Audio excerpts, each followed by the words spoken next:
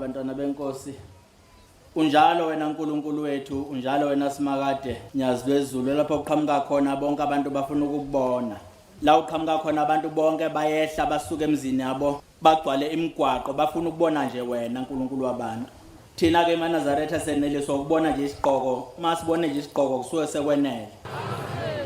Noma sibone nje umphetho wengubo yakhe lapha nyathela khona suke sekwenele. Kodwa umhlaba wonke njengoba ungaka njena Jehova noma ungaphuma uye eKhenani noma kusebusuku bayaphuma abantu bame entabeni bame emgwaqeni bafuna ukubona. Akuqali-ke lokhu kwake kwenzeka uyifunde le ndaba uLuka 19 iqale evesini.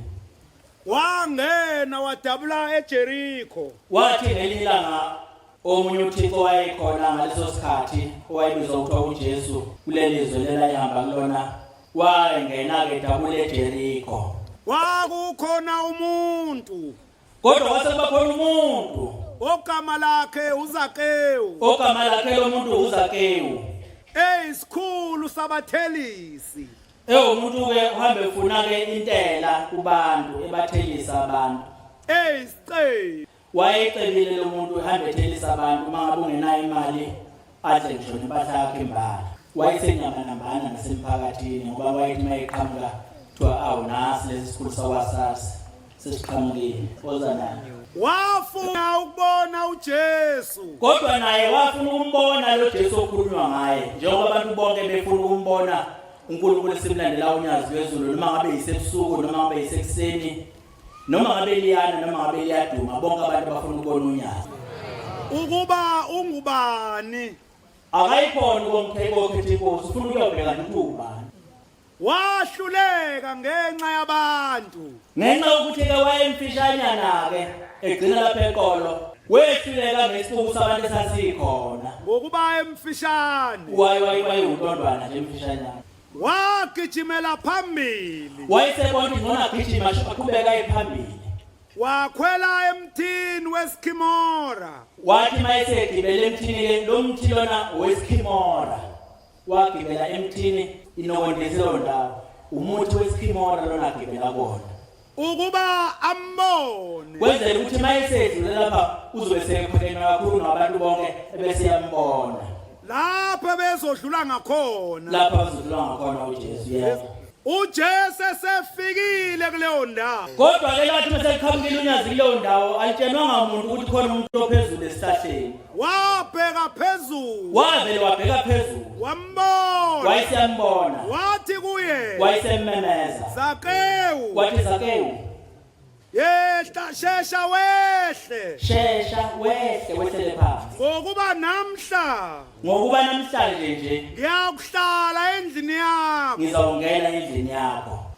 Washesha wehla. Wase yashesha-ke noZakewu wayesehla. Wamamukela ngokujabula. Wayesemamukela emukela inkosi yomsamo ngokujabula. Sebebonile. Abantu-ke laba esihamba nabo-ke sebeyibonile yonke le ndaba enjengalena. Bakhona bonke. Bahloma bonke abantu behlokoniswa ukuthi lo muntu lona beqoqa into zabantu emzini yabantu uJesu uyongena emzini wakhe. Yena lo muntu lona ngena mntwana noma ngapha kwabonke abantu. Yebo. Bethi uye kungenisa kumuntu oyisoni. Ngiyabonga baba inkosi ibusise. Hawu uyongenisa umuntu oyisoni. Abantu babebona abantu abanye abonayo. Njengoba silapha lena Manazaretha ingcwele kunabantu ababona abanye abantu abonayo. Bona kodwa bayibona. Uma ngabe sengathethe ushembelena wena sibanibani phatha inkonzo bayababaza. Ushambe emnini inkonzo. Umnika kanjani inkonzo? Njengoba ngilapha Nkosi yamakhosi ngumkhongi ngizokhonga. Umkhongi-ke ube umuntu osuke ethunyiwe ukuthi enze umsebenzi kahle. Egcineni kosuku azagcine esekhishiwe ukuthi akawulanda umthimba. Kodwa mayewenze kahle wonke umsebenzi kusukela ekuqaleni uzofika egcineni uye bese ekonyeliswa ngokuthi abese ehlatshiswa abese ekhonywa-ke inyongo lapha-ke uye esifubeni umkhongi kuthiwe uyacolwa. Ngiyacela nyazi lezulu njengoba ngiguqe lapha phambi kobuso bakho uNkulunkulu wabantu ukuthi nje uma ngabe ngumkhongi angiceli yona inyongo. Ngicela ukucolwa nje ngento eyodwa kuphela ngesibusiso. Ngoba isibusiso singaphekwe into zonke ey'khona emhlabeni. Isibusiso ungena naso ethuneni. Isibusiso uphuma naso ethuneni. Isibusiso ungena naso esigodini sosizi. Uphume naso esigodini sosizi. Isibusiso siyinto yonke ekhona umuntu angayicabanga emhlabeni. Incwadi yesambulo 2:2. Lesi sihlahla-ke seSkhimora. Lesi sihlahla masichaza ukuthiwa iseSkhimora. Asazi-ke isihlahla seSkhimora thina lapha sazi isihlahla zamaganu. Kodwa ngizokhuluma-ke ngalezo zihlahla zamaganu okuthiwa lozake wakehle kuzo. Mina ngifuna ukukhuluma ngalesihlahla esigitshelwe uwe namhlanje ukuthi uyabona into ugibele esihlahleni somona. Lesi sihlahla nje lophe kwaso esomona igama laso. Sineyithelo zomona. Lesi sihlahla ogibele sona esoxolo. Sineyithelo futhi zoxolo. Lesi sihlahla ogibele sona esamanga. Sineyithelo zamanga. Lesi sihlahla ogibele sona esenzondo. Sineyithelo zenzondo. Ophekwa konke njengoba uphezulu esihlahleni nje uyibona usuphakeme kakhulu. Phakeme kakhulu indlela esimangaliso. Kuyenzeka lapha ekhaya umuntu afike ngendlela ethize ehlukile noma ngendlela la echaze nje kunendlela uNkulunkulu abiza ngazo abantu ebabizela emngcweleni bakhe zehlukene kakhulu. Abanye abantu bavele bakhule nje belandela abazali babo. Abanye namhlanje lokhu njengoba belapha ethempelini njena abakamboni uShembe ukuthi uNkulunkulu ngoba beze nje belandela abazali namanje uNkulunkulu kaShembe abakaboni. Abanye kodwa njengoba belapha enkonzweni njena balethwe izinto eziphathekayo ezitholakala enkonzweni. Khona umuntu ozelapha ngoba wacela imoto engelona iNazaretha wasiyayithola wayisetha ngilandela. Mhla isiginqikelele imoto lena uzophelelwa ukukholwa ngoba ayisisekho enye imoto ezoyithola. Ngoba ukholwa yena ngento eziphathekayo eziphathwa nezandla. Khona umuntu olapha weza lapha ngoba esihambe umhlaba wonke efuna umntwana engamtholi. Kodwa wathi mayisefike lapha phambi kwaNkulunkulu omhle wasemhleni wacela umntwana wasiyamthola. Waphinde welanywa ngomunye waphinde walanywa. Mangahle kwenzeka ingozi bahambe bonke labo bantwana engozini angaphelelwa ukukholwa. Ngoba into ayikholelwayo isiphelile uyayibona ngamehlo. Bese wakhona abanye abantu abeze lapha ngothando lemgidi. Imvamisa yababasa wathi ngisho noSabatha. Bayebevamisa ukufika ekseni ngelanga lomgidi. Bayebebuze nokwabanye ukuthi ubabumemezile ukuthi umgidi kusasa. Manje memezanga futhi abayihlubi. Ba inkonzo yakhe semgidini mangabe uShembe ngathi avale umgidi konke sekuphelile futhi ukholwa kwakhe. Abanye abantu futhi ziningi indlela zokukholwa yiningi kakhulu. Abanye abantu balethwe endeni yabo. Kodwa njengoba belethwe endeni yabo njena babekele isikhathi bakalelwe isikhathi secontract.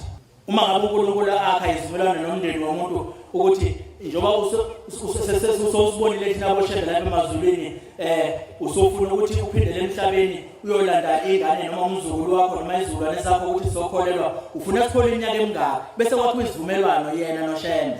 Bese uthi umndeni wakubo cha noma nje Nkosi yamakhosi engakhola iminyaka e10.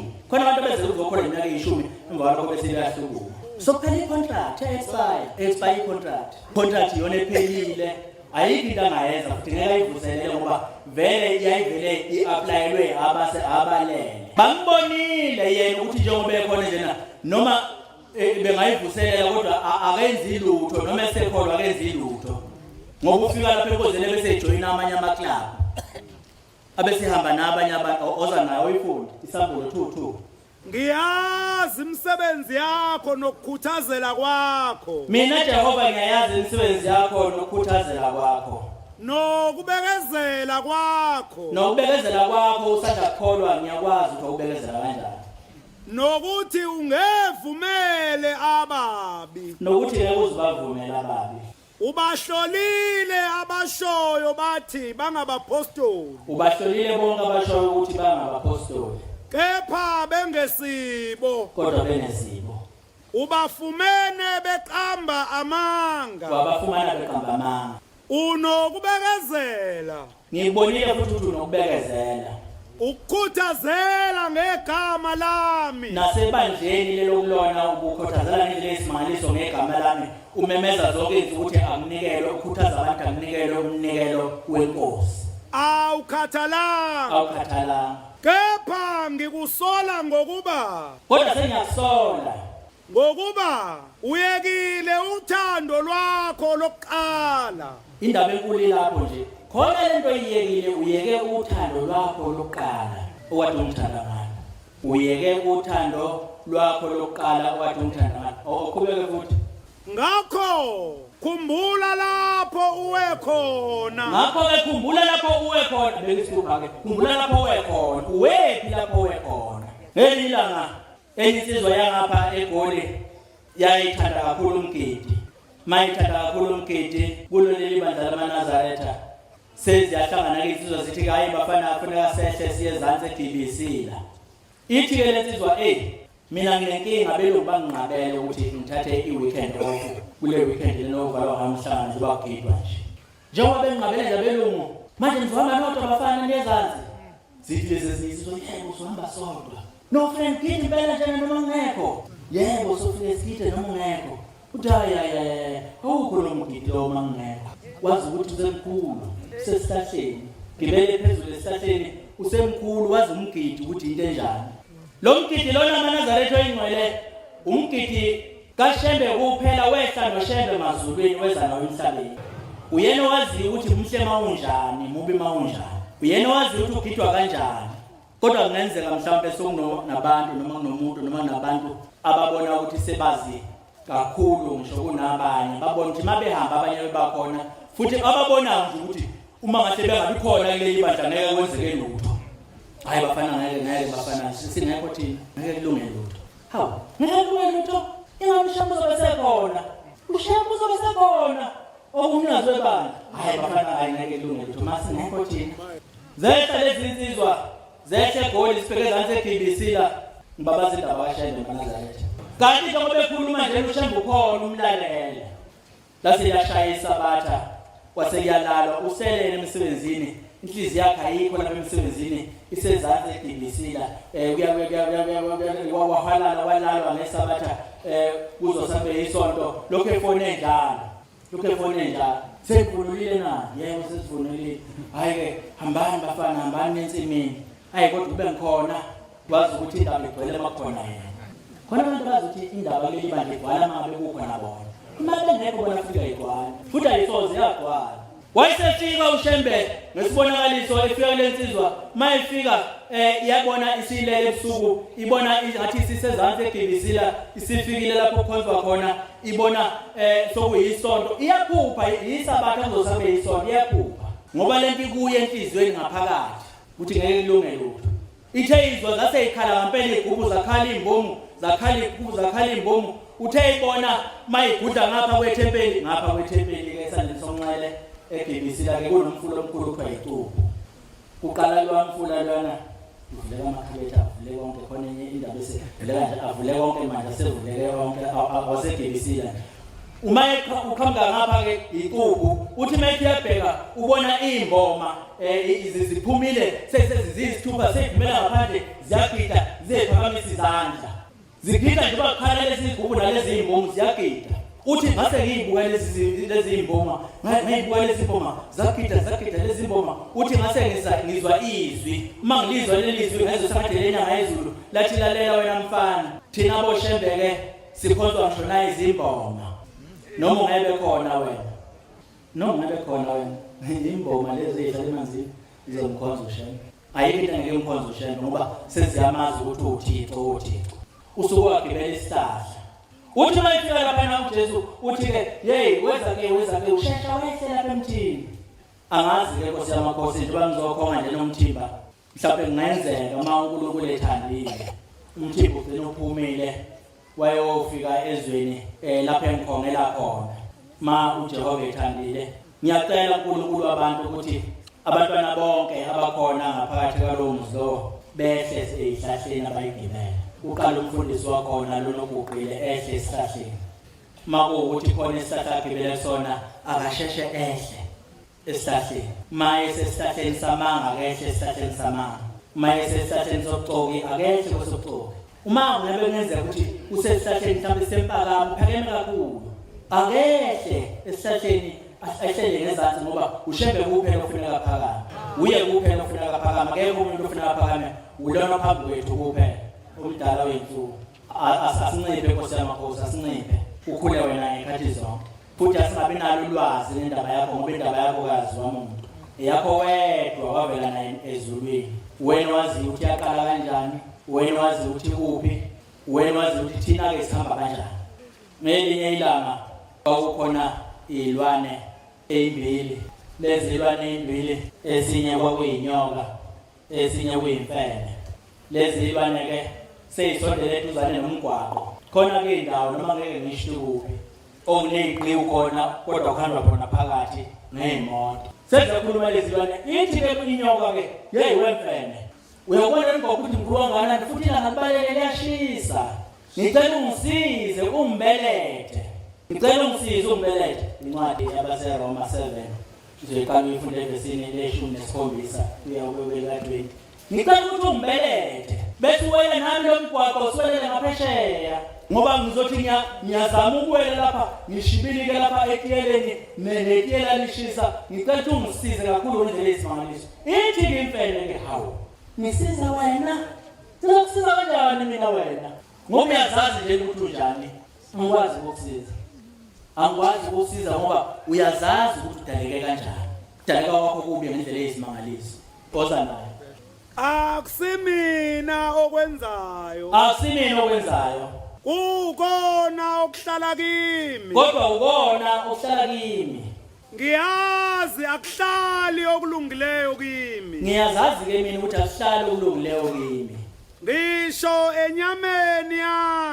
enyameni yami kakuhlali kukhona kimi ukuthanda kukhona kodwa kimi ukuthanda ngiyathanda kepha ukwenza okulungileyo angikufumani kodwa mangizama ngayo indlela ethi ngenze ke okulungileyo angikwazi ukwenza ngifana nomuntu onohlanga okulungileyo engikuthandayo lokho okulungileyo engikuthandayo angikwenzi kepha okubi engingakuthandiyo lokho engingakuthandiyo ngiyakwenza ikhona kanye engikwenzayo ithi imfene cha ngoba uyangethembisa ukuthi namhlanje ushintshile inyoka ke isilwane esiyesebuze kwesinye isikhathi mase ibuza sesishiye umzimba waso wonke siwushiye wonke ishele umzimba waso siwushiye sisiqale phansi ngathi sinalwe kabusha bese yasala umzimba waso mhlawumbe uma ufika khona ungafika ubone ukuthi cha le nyoka ngoba isintsha manje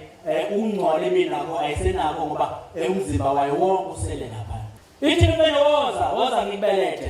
woza ngikubelethe mngani wami nangempela ke usiyahamba ke oyinyoka uyagibela emfeneni ke uyambeletha ke bayama unqinqemeni nomgwaqo bayaqalaza ngapha nangapha bayaqalaza zikho imoto bese ke igabadula ke umthathu indaba igabadu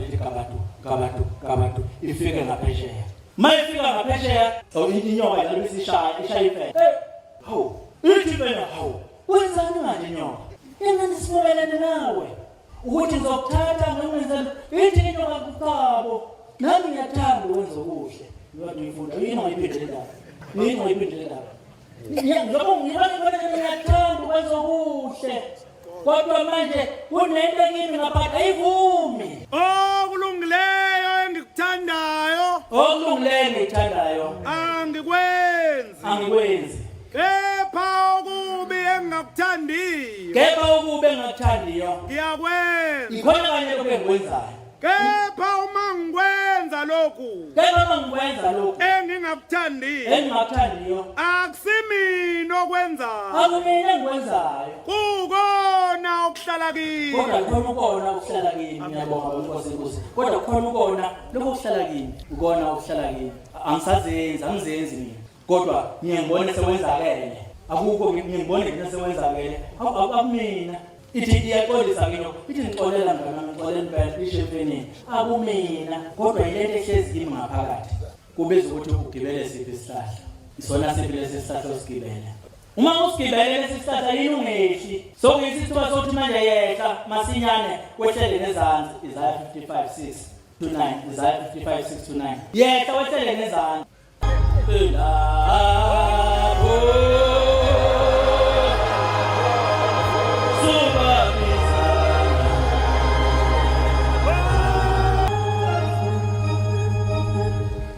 lo nkulunkulu esiphambi kwakhe eManazaretha unyazi lwezulu unkulunkulu lapha ngamehlo ngelinye ilanga ngithatha inkosazana ngihamba nayo kuvuleka nje amakhabethe ngiya naye egibisini bathi kuvuleka amakhabethe esigibisila nje kuvuleka amakhabethe onke sengilekile elinye ikhabethe livulile elinyanga yezulu ake ngiqale lapho uma ngabe silapha negibisila eManazaretha kubonakala intombazane isingene phakathi eqhubu nansana phakathi eqhubu intombazane kugijima umenyezwe ayibone intombazane phakathi eqhubu ugijima abefundisi bayindini enyanga yezulu mabe ngena befundise enyangeni yezulu bafika ihlezi kule ndlela endala ngiyibona le ndlela bathi baba naye intombazane singene phakathi emanzini nansana phakathi ivelethi njena khona umuntu oyibizayo uthi uzoyibhabhadisa ithi ke yona mayikhuluma ke ithi imenyezwa uPombela ukuthi azobhabhadisa phakathi ecubu ungalezinde ke njobe ehlezi indlela ke lapha phambi kwakhe kuneduku elimhlophe wayesevele libambe licaphu lethi caphu iduku elimhlophe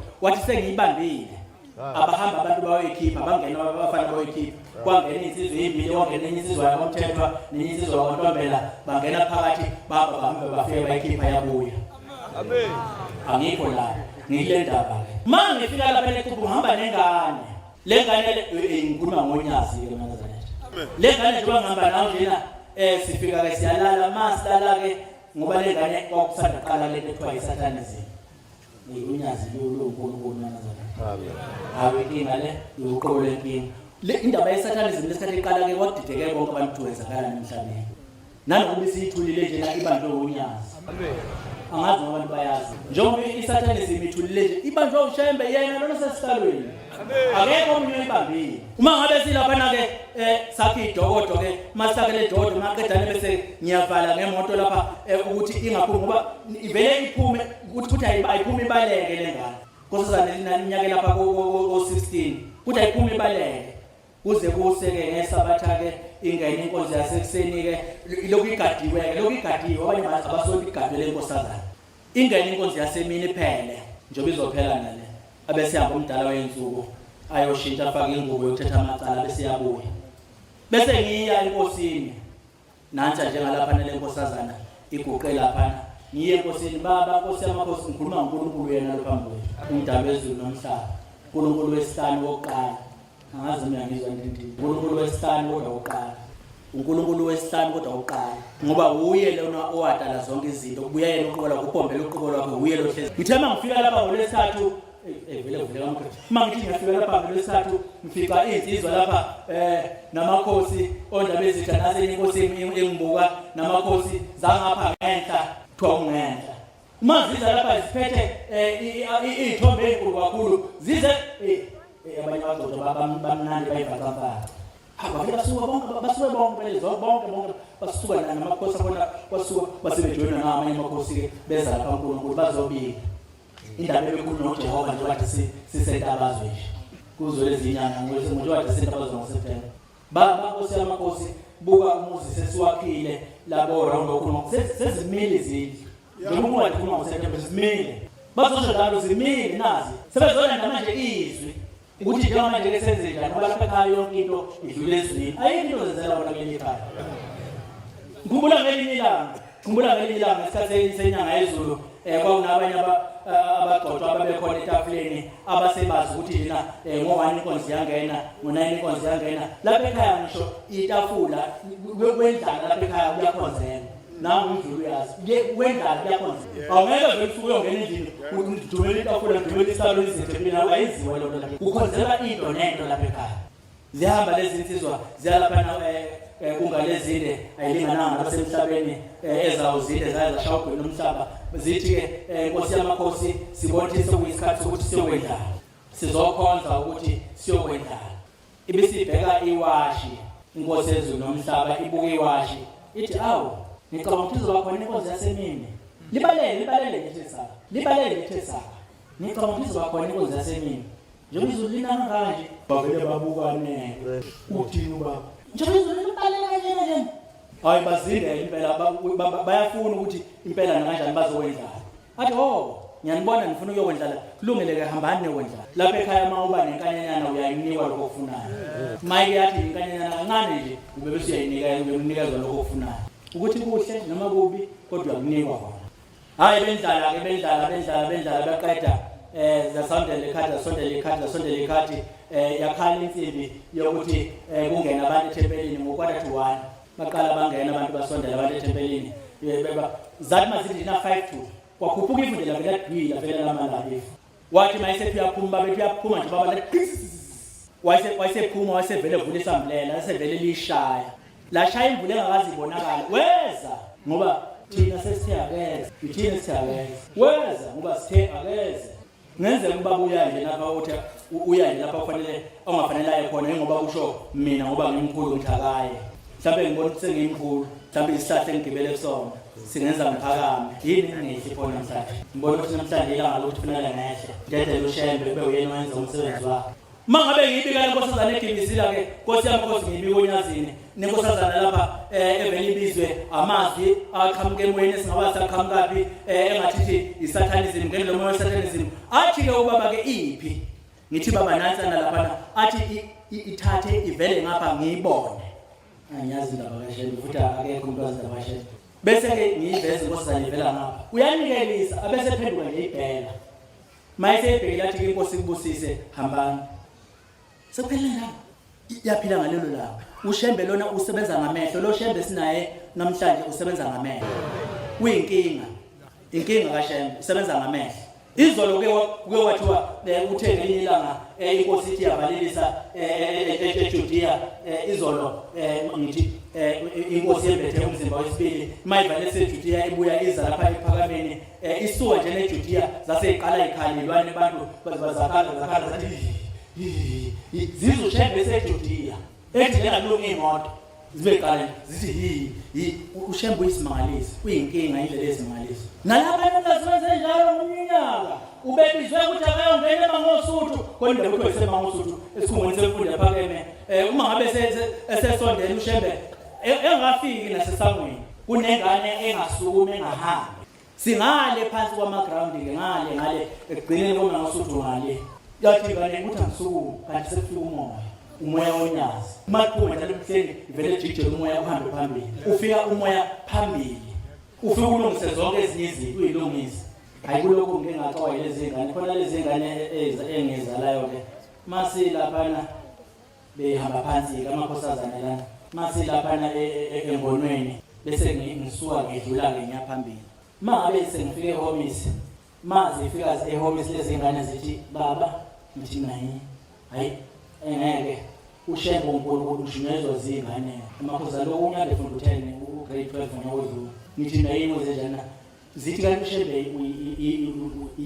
into engathiwa emhlabeni ngithi nayi wenze njani uthi ushembe kusho zona njengoba usanda ushembe suka lapha engolweni njena kuvele kwathi qizi kanye angazi abantu bazwini kwasesuka isikhwishikushana isikhwishikushana maqedala la vela mboza wathi mbo kwaseshaya umoya kwaseshaya umoya kanti libalelile njani la kanti libalelile njani ngomini angifuni ukuyikhuluma bakho libalelile lesabele kodwa zithi zavele zabona usuku isikhwishikushi maqedala lesevele niboza ushembe uNkulunkulu impela amen funda Isaiah 55 funani uJehova esenokutholwa benganjani manazaretha ingcele mangahle sifuna unyazi lula lapha phambili sengawazi ukuthi sikuthole ngoba ngenzeka uba lusengasinikeza ithuba lokuthi sehle esihlahleni sempakamo sehle esihlahleni soxoki sehle esihlahleni somona sehle esihlahleni samanga sehle esihlahleni sokubophela abanye abantu ugibe masingase simfune sephambi kwethu abanye abantu bahlupheka phandle lapha ngoba bathandaza uNkulunkulu okude nababa ngamboniyo thina sinoNkulunkulu esihlala naye nangu phambi kwethu masinenkinga asithandaze siyambikela cha asicimezi asithandaze sivele sibike inkinga yethu abese iyalungiswa ngaso leso sikhathi mbizeni eseseduze asimbize lo Jehova eseseduze omubi ngoba khona isikhathi lapho esomemeza khona engasasabeli omubi makayishiye indlela yakhe yebo nongalungile imicabango yakhe makabuyele kuJehova nongalungile imicabango yakhe makabuyele kuJehova naye uyakuba nomusa kuyena naye uyoba nomusa kuyena nakuThixo wethu ngokuba uyakuyekela ngokukhulu yebo verse 8 yebo ngokuba imicabango yami usho uJehova ke uthi ngoba imicabango yami kusho yena njalo ezisalweni akusiyeye ayifani nemicabango yenu nina bantu yebo wazana nezami izindlela akusizo ezenu azifani nendlela zenu usho uJehova usho unyazi qhubeka ngokuba njengamazulu ephezulu komhlaba ngokuba njengoba izulu liphezulu le umhlaba uphansi njalo ezami izindlela ziphezu kwezenu. Kashembe indlela ziphezulu ngendlela yesimangaliso ngaphezulu kwezethu. Njalo ezami izindlela neyami imicabango ingaphezulu kweyenu. Eyeni phansi lapha eyami ihamba phezulu. Lithi ngezulu ngelilanga lithi Manazaretha asele emva ngeminyaka eyishumi. Angeke sesifanise noShembe Manazaretha. Akuyena umuntu lona. Njengoba silapha njena ngabuki lapha yena ubuka kwenye indawo ubuka iminyaka ewu-30 ezayo. Ngakho imicabango yakhe ayisoze yafana nemicabango yethu. Imicabango yethu ayisoze yafana nemicabango yakhe. Ngicela ukubabaza Jeremiya 30:7. Ngicela ukubabaza Nkosi yamakhosi njengoba ngilapha nje ngicelile Nkosi yamakhosi njengoba ngisithunywa ngize lapha uzokhonga umthimba. Ngicelile Nkosi yamakhosi ukuthi uma ngabe kungenzeka kuba kuhle konke egcineni kosuku ngigcine ngisithola noma ngisibusiso ngoba le ndaba lena size ngawo lapha inkulu kakhulu indlela yesimangaliso ngeke ngathi mangiyicabanga ngathi lo Jehova phambi kwethu kuthe ngaloya nyaka eseJudiya wakhuluma ngendaba yaseDehesi ngangikhona ngathula ngangana uyaphinda futhi nje beva umhlangano kaJanuary futhi uphinde ukukhuluma ngeDehesi ngaqala ngagula lokhu ngagula kusukela kuvala umhlangano Manazaretha encane ngaqala manje ngagula ngathi Shembe kanti kwenzakalani yini yenzeke emhlabeni ngoba manje angisazi ukuthi kufanele ngenze njani angazi noma uNkulunkulu futhi angiyikhulume lapha le ndaba angazi ukuthi uNkulunkulu engenza kanjani enze umusa ukuthi lapha nje kwakuthiwa iseDehesi nje ngapha eceleni kwakhona amahostela awaloliwe awatransit nale ndawo lena afikela kuyona-ke njengoba kade shumba ngeleseni indawo yakwaloliwe kodwa labantu bawaloliwe ngoba bayisebenzisa basabakhanga amanye amahostela sebeyinikeza umasipala ukuthi akayibhasobhe igcine isiyipaki angazi ngenza kanjani ukuthi uNkulunkulu omhle unyazi lwezulu uma ngabe sisukuma nje mayiqeda nje na umsebenzi wonke bese siyilandela le ndaba yakhona egcineni kosuku igcine ibuyile ibiza unyazi la ndawo ngoba vele ngeke bese isebenzisa abawololiwe ngeke bese wakamanye amahostela nikhona amen igcine bengeyethu le ndawo ngokusemthethweni kubeka Shembe unyazi amen ngoba njengoba ithathe wayibeka lapha phezulu eba number 1 ukuyi priority list yakhe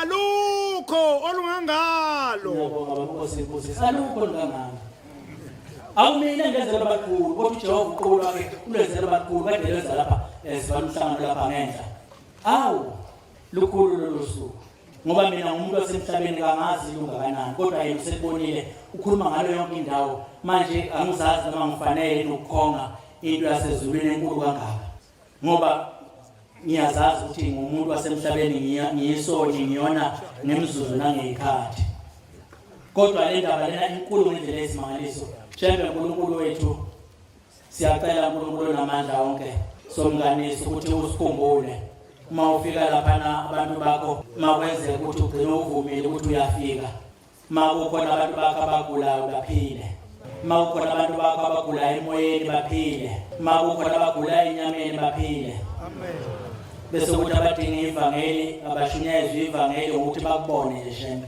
ngeke ngaphupha amaNazaretha engcwele ngiphupha nje nangiphupha nje uma umfundisi uhlalisana ukuphuphe mangiphupha ngilapha nethi lonke lesonto lapha siyasebenza silungiselela lo mdala wethu njengoba beza nje sesengihlela nezansi umsebenzi kaShembe mningi ngiphupha ngiyabuka lapha ngibuka ngaphesheya komgwaqo kunendawo enkulu nganaphesheya komgwaqo nje umgwaqo emibili nje na i-freeway kunendawo nangaphesheya ngiyibona le ndawo lena enkulu kakhulu ngisho nemgidingo lena ngaphesheya mase wenzele uNkulunkulu wathi ngempela sigcine siyitholile le ndawo ngenzeka nje sigcine siyitholile nesabatha namelodwa sigcine sibongela uJehova amaNazaretha khona lapha bese kuthi uShembe bambone bonke abantu ngoba bazophumela ngaphandle njengoba behlale bephuma baphuma maqedene bakhe umkhanga ngaphesheya kuba la indaba umgwaqo vele siye kuhulumeni njena simtshela vale ngapha ngenza izonke imoto ejiye kwajina abantu bahlale bazabawusha ngaphesheya bahlale lapha ngaphesheya bazenza uzakeyo njengoba belapha ngaphesheya nje bafuna ukubona uShembe kuphela bafuna ukubona uThululu bafuna ukubona uShembe kuphela ngoba mayisefikile ufika nephunga lakhe limnandi lokuphilisa bonke abantu Amen. uNkulunkulu engcwele Shembe Nyazi wezulu sicela ukuthi uma usufikile ufike nomoya wakho ukuthi abantu bonke baphile ngiyabonga uNkulunkulu namandla onke ngiyabonga somnganisi ngiyabonga ungipha amadolo ukuba ngivuka nezwi ngizo sengathi selabuya kanti bengizwa ukuthi nomkhuhlane nje ba ngiyabonga wena omdala wenzuko cibelihle lokugeza izono zethu baba Siyabonga amazwi amnandi sophiwa umfundisi wenkosi inkosi izimbusisa.